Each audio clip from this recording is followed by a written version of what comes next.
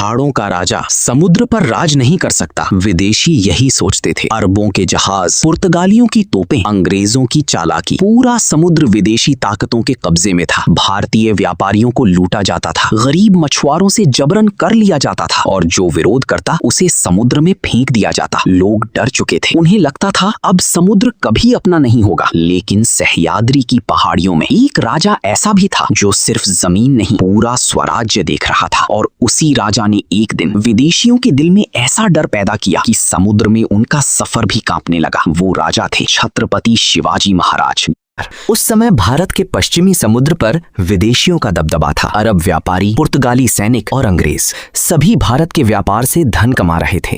लेकिन भारतीयों को अपने ही समुद्र में अपमान सहना पड़ता था। कई बार भारतीय नाविकों के जहाज रोक लिए जाते, उनका सामान छीन लिया जाता, गरीब मछुआरों से भारी कर लिया जाता। समुद्र किनारे बसे गांव डर में जी रहे थे। माओं को डर था कि उनके बेटे वापस लौटेंगे भी या नहीं। हर तरफ भय था। लेकिन उसी समय सह्याद्री की हवाओं में एक नई सोच जन्म ले रही थी।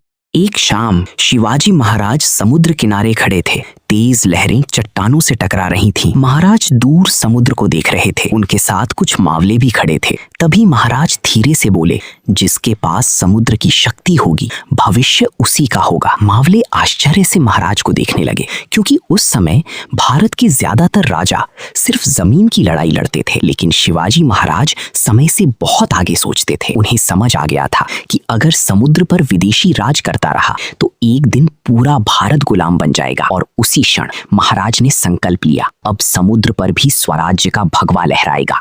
इसके बाद महाराज ने समुद्र किनारे बसे गांवों में संदेश भेजा। मछुआरों को बुलाया गया, पुराने नाविकों को खोजा गया, लकड़ी काटी जाने लगी, जहाज बनाए जाने लगे। दिन रात मेहनत शुरू हो गई। साधारण लोग अब स्वराज्य की समुद्री शक्ति बना रहे थे। महाराज खुद काम देखने आते, कभी नाविकों से बात करते, कभी जहाजों की बनावट देखते। धीरे धीरे समुद्र किनारे स्वराज्य की नई ताकत जन्म ले रही थी। विदेशियों को अभी अंदाजा भी नहीं था कि आने वाला समय उनके लिए डर बनकर आने वाला है।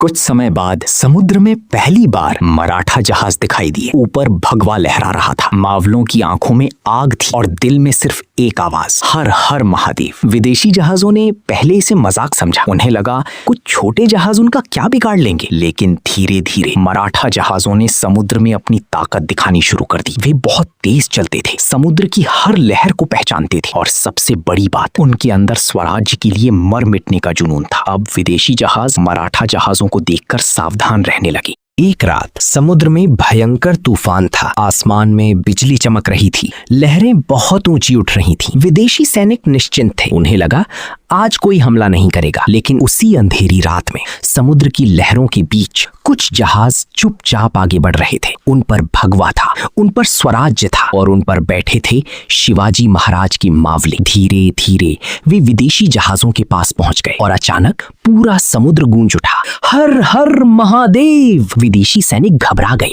किसी को कुछ समझ नहीं आया। तूफान के बीच मराठा मावले बिजली की तरह टूट पड़े। उस रात समुद्र ने पहली बार स्वराज्य की गर्जना सुनी थी।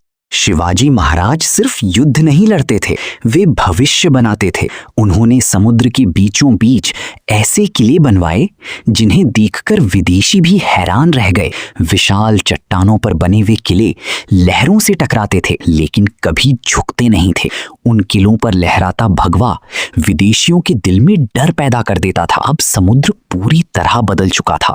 जहां पहले विदेशी हुकूमत थी, वहां अब स्वराज्य की गर्जना सुनाई देती थी। धीरे धीरे विदेशियों को समझ आने लगा कि शिवाजी महाराज सिर्फ पहाड़ों के राजा नहीं हैं। अगर उनकी समुद्री शक्ति और बढ़ी तो विदेशी ताकतों के लिए भारत में टिकना मुश्किल हो जाएगा। अब अंग्रेज अपने जहाजों में मराठा शक्ति की चर्चा करने लगे। कई व्यापारी रात में सफर करने से डरने लगे, क्योंकि उन्हें पता था किसी भी अंधेरी रात में समुद्र से हर हर महादेव की गर्जना सुनाई दे सकती है। आज सदियां बीत चुकी हैं, लेकिन जब भी समुद्र की लहरें सिंधु दुर्ग की दीवारों से टकराती हैं, ऐसा लगता है मानो आज भी शिवाजी महाराज की आवाज गूंज रही हो। उन्होंने सिर्फ किले नहीं जीते, उन्होंने लोगों के दिलों में स्वाभिमान जगाया। उन्होंने भारत को सिखाया कि जो अपने समुद्र की रक्षा नहीं कर सकता, वो अपने भविष्य की रक्षा भी नहीं कर सकता। शिवाजी महाराज सिर्फ एक राजा नहीं थे, वे स्वराज्य की आत्मा थे। और जब तक इस धरती पर स्वाभिमान जिंदा रहेगा, तब तक समुद्र की हर लहर यही कहेगी, छत्रपति शिवाजी महाराज की जय।